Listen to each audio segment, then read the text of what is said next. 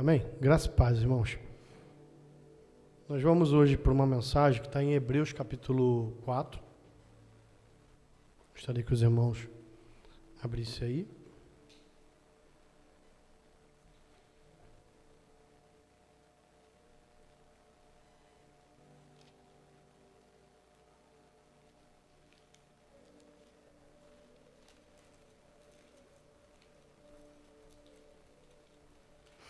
Hebreus capítulo 4, do verso 7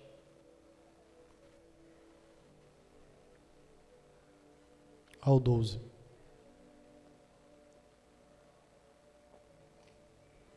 Diz assim: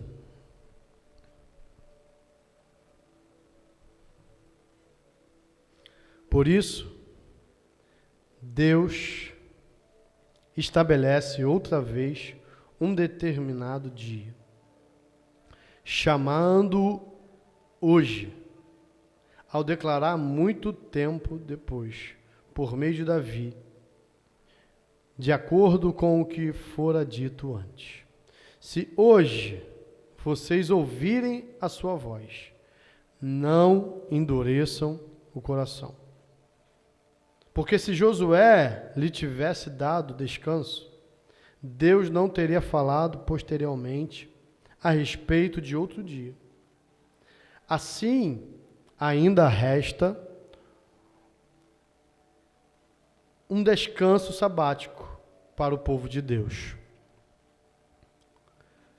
Pois todo aquele que entra no descanso de Deus, também descansa nas suas obras, como Deus descansou das suas. Portanto, esforcemo-nos por entrar nesse descanso, a vida eterna, para que ninguém venha a cair, seguindo aquele exemplo de desobediência.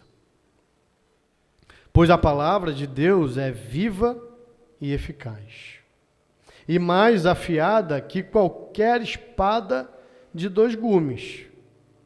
Ela penetra até o ponto de dividir alma e espírito, juntas e medulas, e julga os pensamentos e intenções do coração.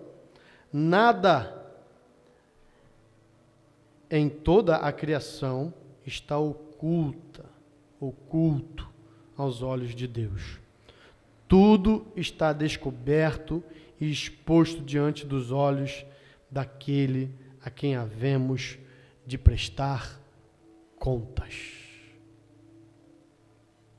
Amém? Hoje eu quero pregar sobre consciência espiritual. O texto vai deixar bem claro para a gente que a gente precisa lutar com obediência para a vida eterna. É aquele termo que você já deve ter escutado bastante. O céu é conquistado à força. Não é de qualquer maneira. Não é de qualquer jeito. Não é de alavanter, né? Vamos dizer assim. Não é de qualquer maneira. Uma vida espiritual é conquistada com obediência. Obediência. E esse descanso que queremos tanto em Deus diz respeito à eternidade. Diz respeito a que aqui vamos ter lutas e tribulações. Aqui, filhos meus, como o Senhor vai nos dizer, lutas e tribulações. Aqui, no mundo, aflições. Mas tem de bom ânimo. Eu venci o mundo. É assim que a gente aprende. Extinguir da vida a dor é irresponsabilidade. Extinguir da vida a responsabilidade da obediência é irresponsabilidade no caminho da fé. E o texto vai deixar bem claro para a gente, que a gente se responsabilizando com isso, essa responsabilidade é hoje. Hoje, se ouvires a voz do Senhor, não endureça o teu coração. Hoje. A vida do Evangelho diz respeito a hoje. A quem sou hoje. Não quem fui ontem. Porque do meu passado, o Senhor já não lembra mais. De uma vida que eu vivia sem Deus, não interessa mais ao nosso Senhor. Ele quer saber do teu hoje. Ele quer saber como está o teu coração hoje. E não dá para ter discurso de ludibriar Jesus hoje. Não dá. Quem é bom em dar desculpa, não é bom em mais nada. São frasões que eu carrego dentro do meu coração para animar a minha vida hoje. O Evangelho de Jesus diz respeito a quem eu sou hoje, a partir do que Jesus está fazendo comigo hoje, e não o que Ele tem feito somente na vida dos meus irmãos hoje. Eu me relaciono com Jesus hoje, agora. Não há como construir uma relação com Jesus para amanhã. Porque, louco, se pedirem tua vida hoje, para onde você vai? É assim que a gente aprende. Que o Evangelho diz respeito a vencer hoje, a viver hoje. Não vos preocupeis com o que haveis de beber, comer, vestir. Não vos preocupeis. Basta cada dia o seu mal. Não traga os futuros, não seja ansioso. Ansiedade é acúmulos de futuro. Ressalvas pendentes do passado, que geram confusões emocionais dentro da gente. O Evangelho nos chama a uma responsabilidade de sermos luz e sal hoje. No caminho de vir à igreja, pós-culto, numa relação da comunhão, é hoje que o Senhor te chama. Nós não podemos construir um evangelho para amanhã, ou viver com o evangelho que a gente teve ontem. A gente precisa hoje ser cheios do Espírito Santo de Deus. Eu não posso compor em mim uma vida de leitura bíblica com o que eu li no passado. Eu não posso compor a minha vida cristã com Jesus com o que eu posso ler amanhã. Eu tenho que compor a minha vida como o salmista vai dizer: medito no Senhor, na palavra dele, de dia e de noite, hoje, para não pecar contra o meu Senhor. Estou municiado para combater com Satanás e seus demônios, com as guerras espirituais, com esses lobos humanos disfarçados de ovelha, com essa gente que está tentando me tirar do caminho de pós-Jesus, dizendo que eu não tenho que negar a mim mesmo, que eu não tenho que morrer, e que uma desobediência e outra, tudo bem. Ah, legal, calma. Mas se Jesus voltar hoje, e se hoje for a última vez que eu pregar aqui nesse púlpito, hoje, o Evangelho diz respeito à composição do hoje. Todos os dias. O hoje me interessa mais do que o ontem e do que a construção do amanhã. Deixando bem claro que a gente sabe que o que eu serei amanhã depende do hoje.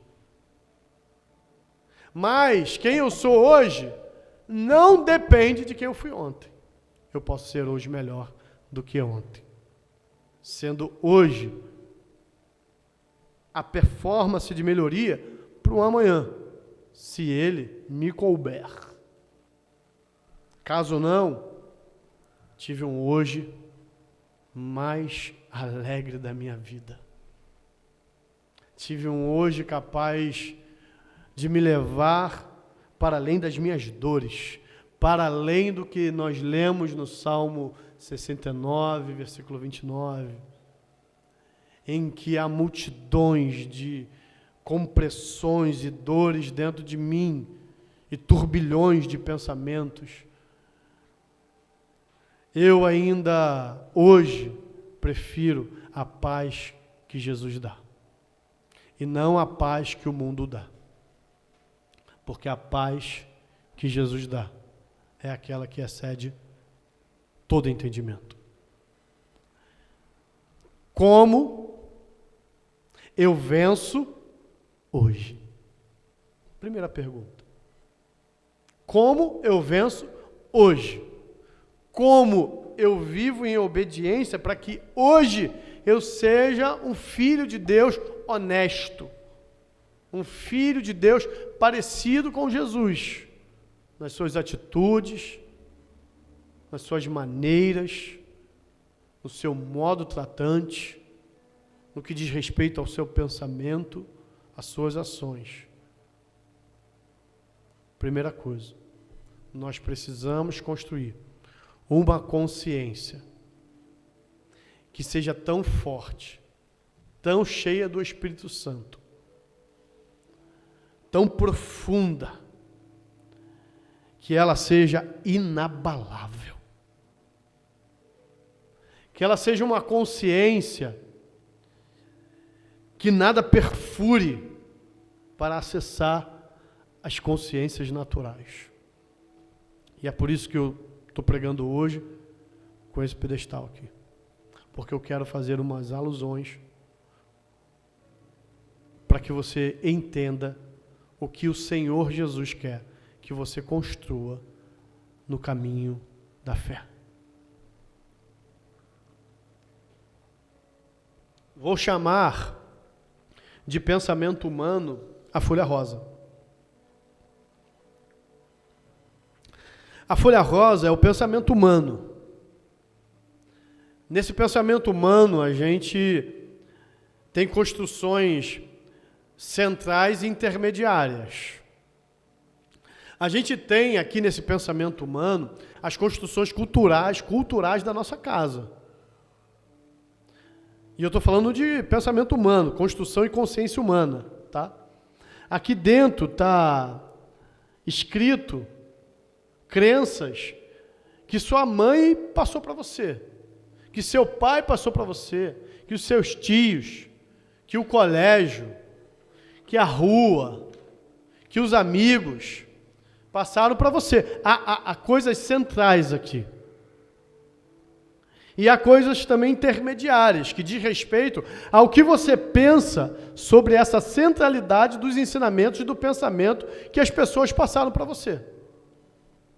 Todos nós que aprendemos com os pais, com os amigos, com os livros, com colegas, com a escola, com a titia lá do jardim, e tudo isso, nós também reconstruímos o pensamento acerca do que pensaram para nós. Aqui está os pensamentos que são seus, mas que foram de alguém, e que você ou abraçou ou mudou. E posteriormente você vai fazer com que esses pensamentos cheguem a uma outra pessoa nas suas relações. Folha branca eu vou chamar consciência espiritual. A folha branca diz respeito à consciência da espiritualidade, do que diz o Espírito.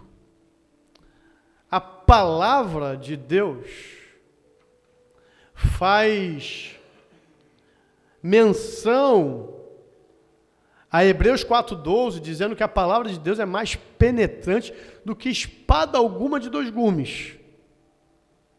Ela é apta, ela está habilitada a entrar no mais profundo e dividir a alma e o espírito. A palavra de Deus, ela faz divisão, ela consegue fazer uma cisão profunda para você ter um discernimento de uma vida espiritual nova em Cristo Jesus, da água e do Espírito, nascendo de novo, de uma maneira profunda.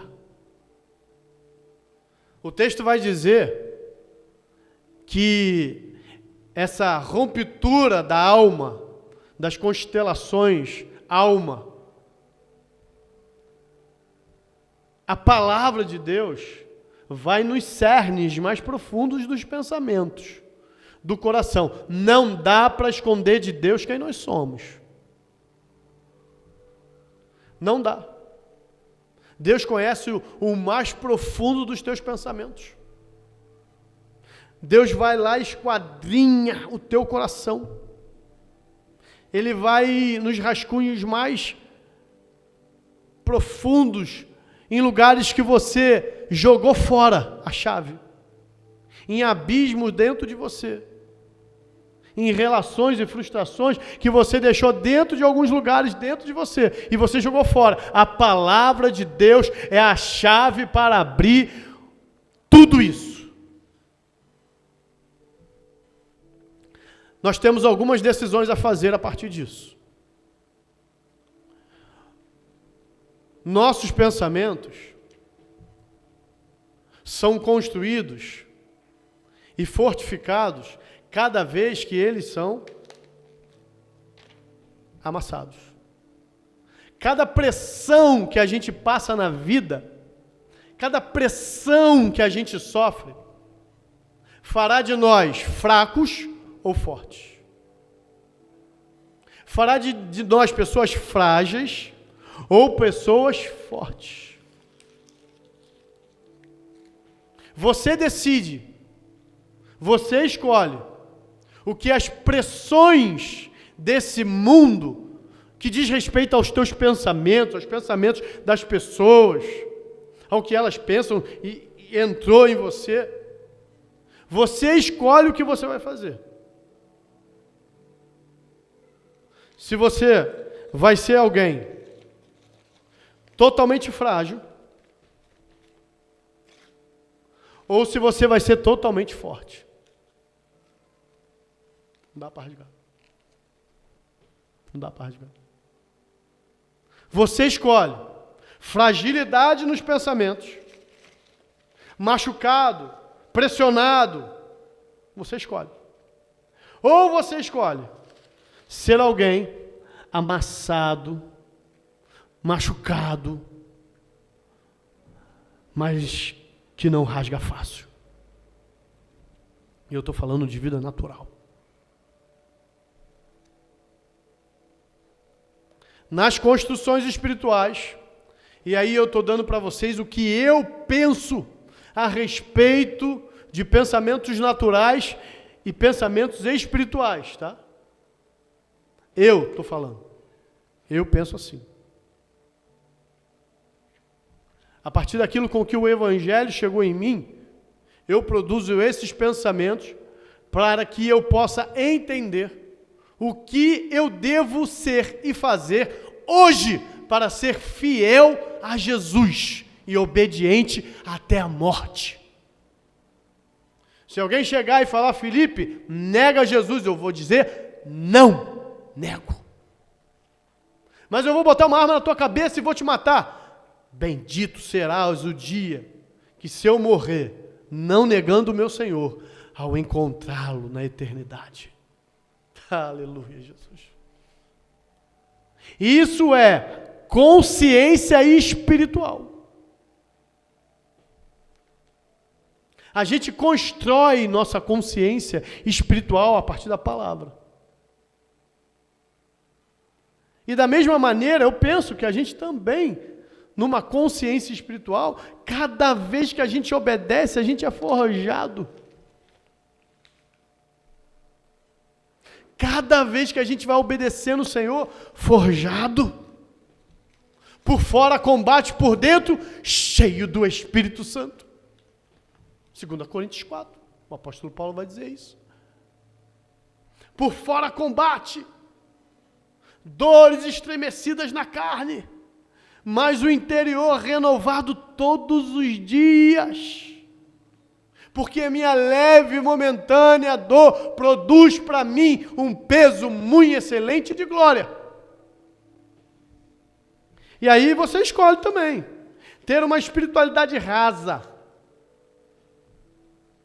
frequentadora de igreja, meio que obediente, ou você escolhe ter uma espiritualidade forte.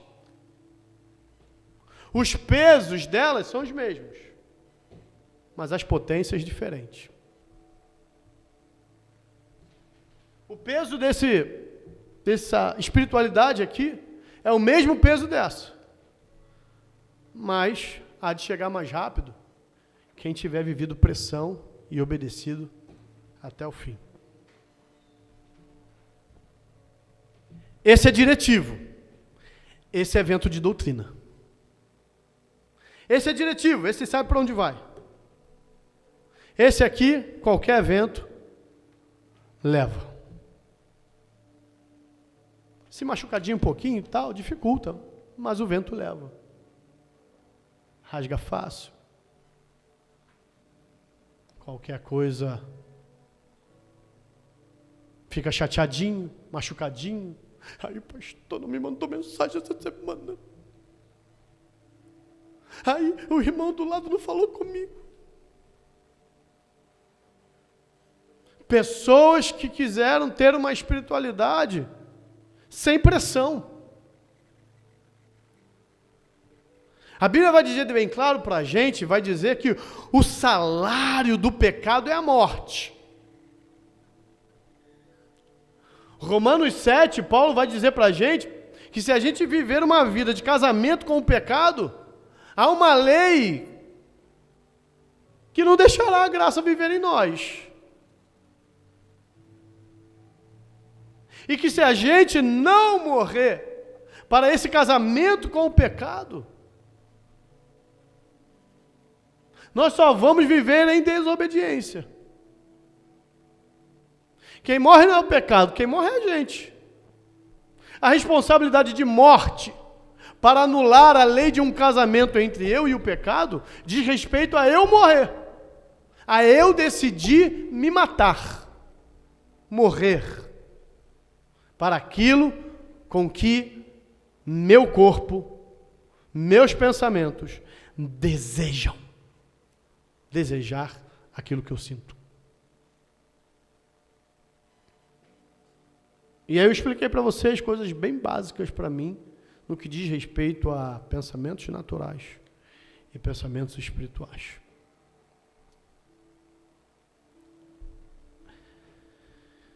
Eles não podem viver, e aí eu estou dizendo que eu penso assim, só se encostando, só em trocas relacionais. Não podem. Eles devem compor um ou outro.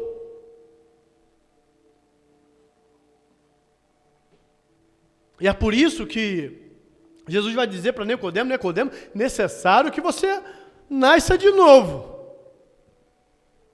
Nicodemos, é necessário que essa espiritualidade fingida morra. E que nasça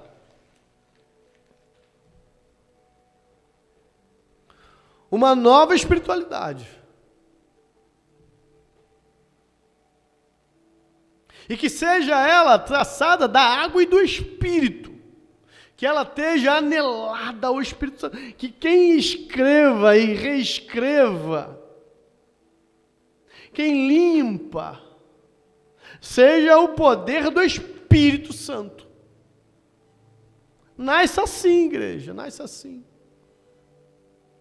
Sofra as pressões que tiverem que sofrer. Mas não abandone a obediência a Jesus hoje. Não abandonem. E o Evangelho, para mim, não é nascer de novo.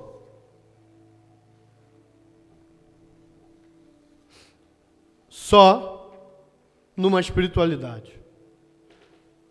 Mas, quando cheios do Espírito Santo, nós vamos nascendo de novo,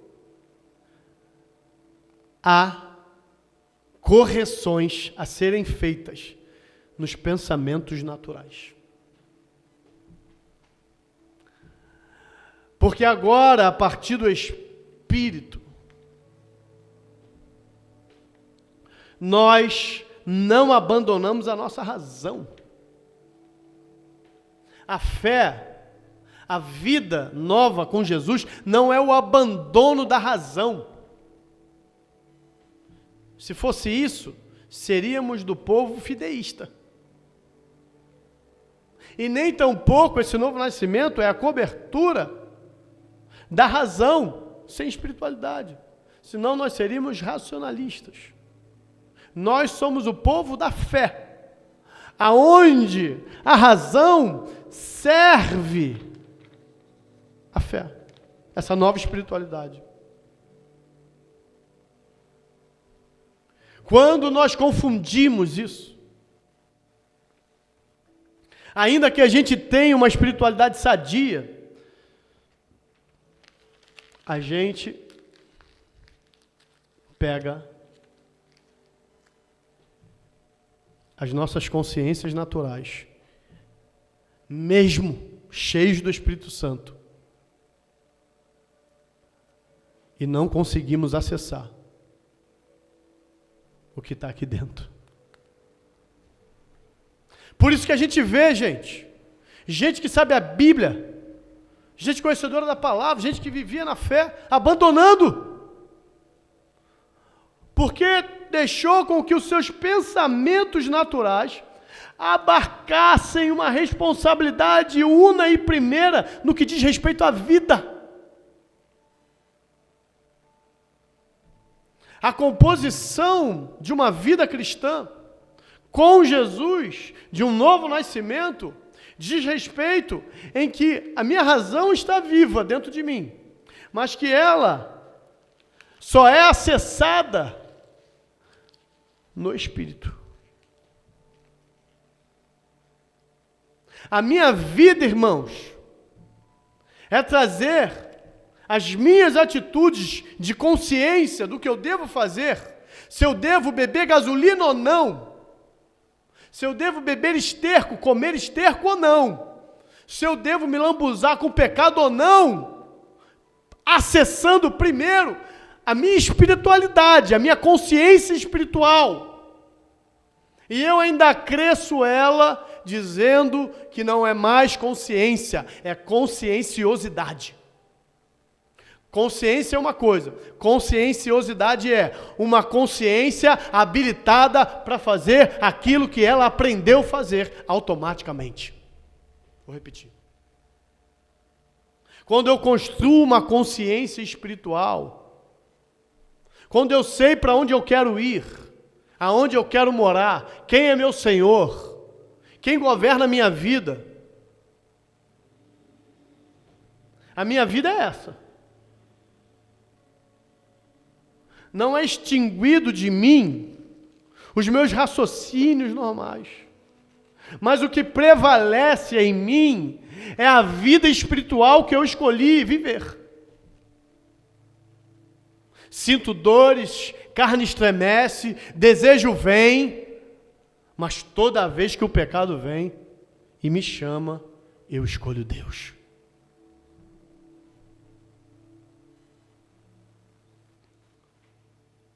Uma fé não fingida, uma espiritualidade sadia, que pode ser amassada, mas quanto mais amassada, mais forte. Quanto mais espremida, mais cheia da alegria e do gozo do meu Senhor. E é por isso, irmão, que às vezes a gente faz umas leituras bíblicas e a gente não entende o que o Paulo está dizendo. O que o Paulo está dizendo é isso. Eu posso ser espremido, mas essas pressões que eu vivo, o espinho na carne que me pressiona, que me esbofeteia, é o poder de Deus se aperfeiçoando, porque a graça de Deus me basta. Não há lei que viva em mim casada com pecado. Eu vivo na graça que basta. Dietrich vai dizer que há 2 tipos de graça. A graça barata e a graça espetaculosa.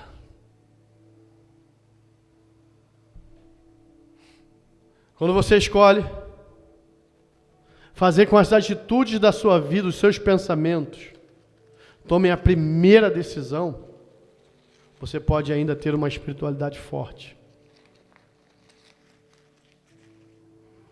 Mas você não vai ser feliz com Jesus.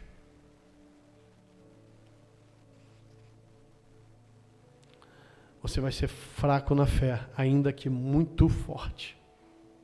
Porque a tua fortaleza é acessada por uma vida de pensamento respondido na naturalidade. Mas quando você alcança a graça do Senhor de uma conscienciosidade espiritual, que tudo que vem contra você, você acessa e é habilitado a buscar primeiro as respostas dos céus. O que o Senhor quer fazer comigo a partir disso? O que o Senhor quer falar comigo nesse lugar? Por que Deus me chamou para estar aqui hoje? Para que o Senhor me chamou para eu viver na comunidade com Jesus? Para que o Senhor me chamou para eu estar naquele emprego? Para que o Senhor me chamou? Para que o Senhor me chamou? O que o Senhor quer falar? O que o Senhor quer salgar? O que o Senhor quer mudar aqui primeiro? Você escolhe, irmãos. Você pode ter N desculpas. N desculpas. Mas se você não aguentar viver em pressão,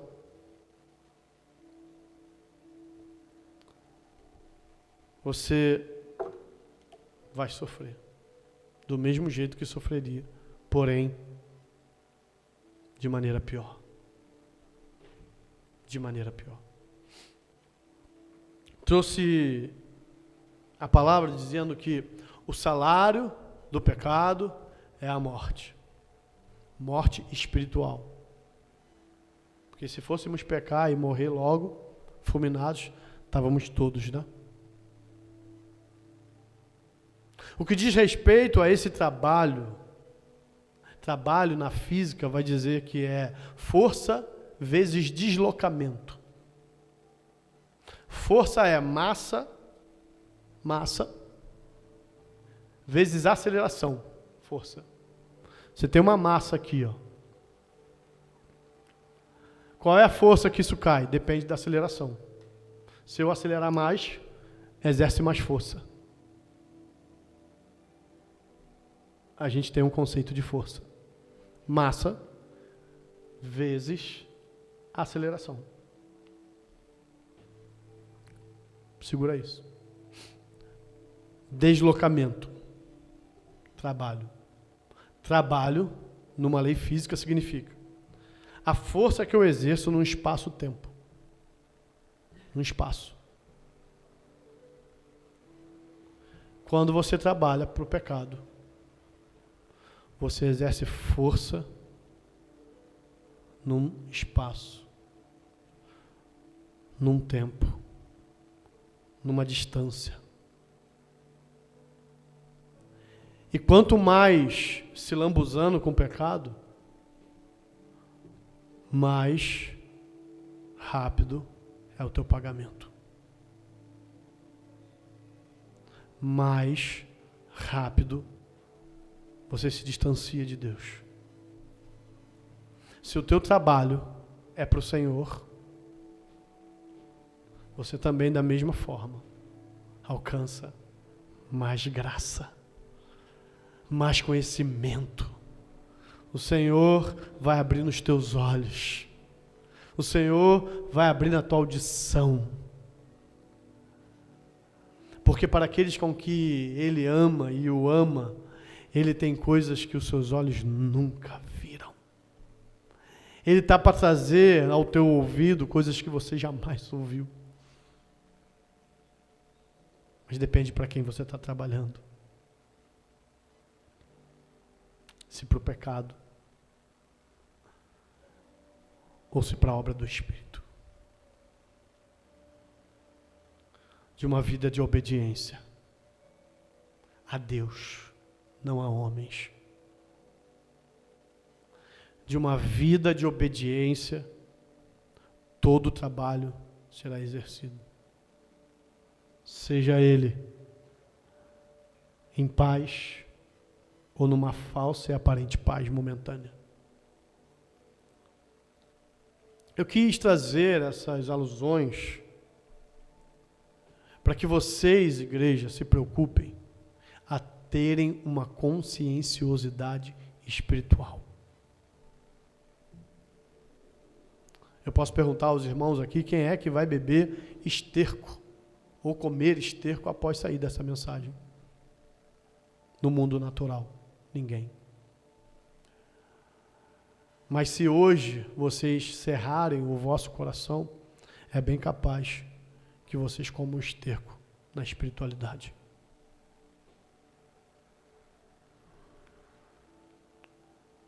Porque estão cheios de si, cheios dos seus pensamentos, mesmo machucados, e quem sabe todo esse machucado te fez criar sofisma, pensamentos seus, e você abraça esses pensamentos e vai com ele até o fim. Pode Bíblia falar que não, pode coisas falar, pode o Evangelho falar que não tem nada a ver com o que você está vivendo, mas você está aqui trabalhando para Satanás e nem sabe. E logo será recompensado desse trabalho com morte espiritual. Talvez você não consiga mais acessar o que está aqui dentro. Talvez você fique tão blindado por trabalhar para o pecado, que você chegue como Esaú, que chorou e não achou lugar do arrependimento. Que trocou o que era fundamental pelo que era essencial. Esaú troca o que é fundamental, a primogenitura, pelo que era essencial naquele momento. Para mim, Esaú faz a troca de acessar uma vida espiritual por algo natural, pela fome que eu estou agora, pela fome e que em mim habita. Se você puder, amor, abre aí 2 Coríntios capítulo 4, por favor, a partir do verso 11. Esaú troca. E Esaú fica tão inacessível, ele não consegue mais penetrar no lugar de arrependimento. Ele não consegue mais acessar esse lugar, porque ele cerrou o seu coração hoje. O seu coração não consegue mais ouvir a voz de Deus. Irmãos, o Senhor nos livrará de tudo, enquanto tivermos com Ele. Pode vir picada de cobra, pode vir bala perdida, pode vir o que for, cheios do Espírito Santo, nós seremos livrados da morte espiritual. Nós seremos livrados, porque vamos acessar rapidamente o lugar do arrependimento e teremos a chance de nos arrependermos todos os dias, porque é assim que vive um bom cristão. se arrependendo todos os dias dos seus pecados, das suas falhas, das suas transgressões, acessando o lugar do arrependimento com facilidade, para viver numa consciência espiritual, para no fim disso tudo encontrar com o seu Senhor e descansar com Ele a eternidade. E louvar e bendizer ao Senhor de eternidade em eternidade. 2 Coríntios, capítulo 4, verso 11, diz assim: e assim nós que vivemos, estamos sempre entregues, volta por favor, sempre entregues à morte, por amor de Jesus. Deixa eu traduzir para você. Oh, Jesus, aleluia, Pai. Obrigado, Jesus. Obrigado, Jesus. E assim nós que vivemos, estamos sempre entregues, amassados, machucados, partidos e repartidos, quebrados, entregues à morte por amor de Jesus, para que a vida de Jesus se manifeste também em nossa carne mortal. De maneira que em nós opera a morte, dores, mas em vós a vida. A vida com a eternidade.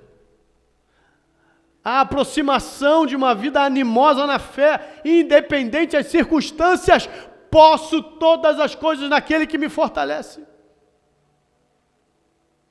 Posso viver sem e com. Posso viver com fome ou com a barriga cheia. Posso viver com dinheiro e sem dinheiro. Posso todas as coisas naquele que me fortalece. E aí o texto continua. E temos, portanto, o mesmo espírito de fé. Como está escrito, cri, por isso falei. Nós cremos também, por isso também falamos.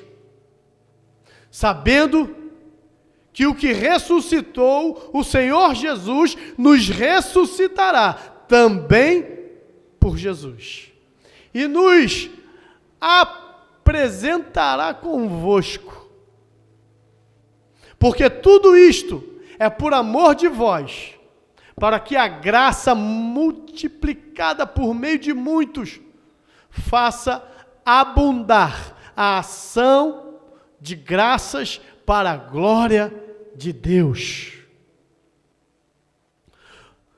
Por isso, não desfalecemos, mas ainda que o nosso homem exterior se corrompa, o interior, contudo, se renova dia em dia. Porque a nossa leve e momentânea tribulação produz para nós um peso eterno de glória muito excelente, não atentando nós nas coisas que se veem, nas coisas de pensamentos naturais, mas nas que se não veem, nas eternas. Porque as que se veem são temporais, e as que se não veem são eternas. Escolha. Escolha o que você quer para a sua vida. Escolha quem vai dominar e reger e governar os teus pensamentos. As suas atitudes são provocadas primeiro pelos teus pensamentos. Toda a situação vai gerar uma emoção mas que vai gerar um pensamento automático. Se o seu pensamento automático é carregado das tuas razões, seu salário vai ser a morte espiritual. Mas se em toda situação gerar uma emoção em que a sua consciência está habilitada a buscar as coisas de Deus, primeiro, o seu salário é vida e vida em abundância. É vida que sobreja, é vida que espalha, é vida que abençoa, é vida que deixa as pessoas desfrutar, que as pessoas que te acessam sempre conseguem se alimentar. Você é uma árvore frutífera, junto a ribeiros de águas, que dá a sua estação no tempo próprio. E tudo que você faz prospera mesmo. Prosperará. Você vai prosperar, irmãos. Enquanto você deixar que a consciência primeira, responsabilidade primeira, seja aquela que está anelada ao Espírito Santo. Eu termino minha mensagem assim, deixando com vocês essa responsabilidade. Eu sei qual é a minha. E eu sei que eu posso abandonar a minha também. Eu sei que eu posso trocar. Porque trocar é fácil. Mas tem que querer.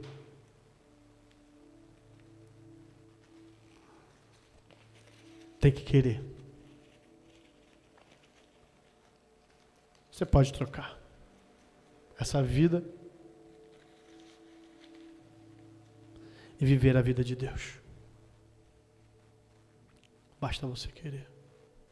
Basta você lutar. As armas nós temos. Nossas brigas não são contra seres humanos, pessoas.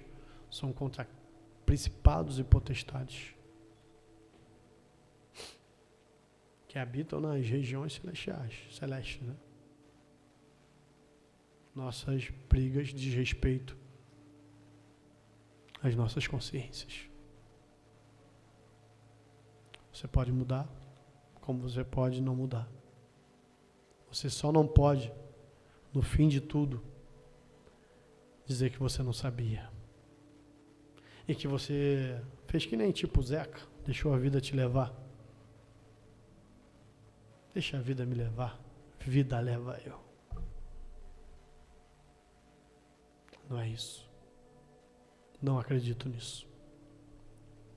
A vida para mim, quem governa é Jesus. É o meu Senhor. Todas as minhas atitudes devem se responsabilizar como o Senhor faria no meu lugar. Como Ele escreveria essa história que Ele me deu no meu lugar. Amém? Vamos ficar de pé.